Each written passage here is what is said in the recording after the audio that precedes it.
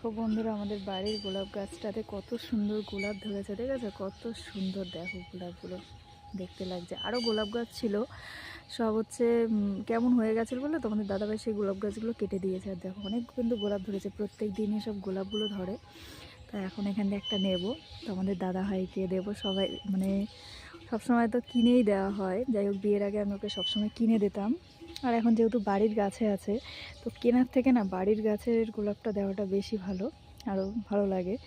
তো বিয়ের পরে আমি যতবার তোমার দাদাভাইকে গোলাপ দিয়েছি, আমি কিন্তু বাড়ির গাছ থেকে তুলেই গোলাপটা দিয়েছি। বাড়ির গাছের গোলাপ কিন্তু দেওয়াটা আরও বেশি ভালো লাগে, বেশি আনন্দ হয়। তো চলো এখান থেকে একটা এখন গোলাপ নিয়ে নেবো, তোমাদের দাদাভাই একটু পরে আসবে, ওকে দেবো। তো চলো, ফাইনালি দেখো গোলাপটা কিন্তু আমি নিয়ে এসেছি, গাছ থেকে ছিঁড়ে ঘরে এখন নিয়ে আসলাম। এখন রেখে দেবো, নতুন বছরে তোমাদের দাদাভাইকে গোলাপ একটা চকলেট দেবো।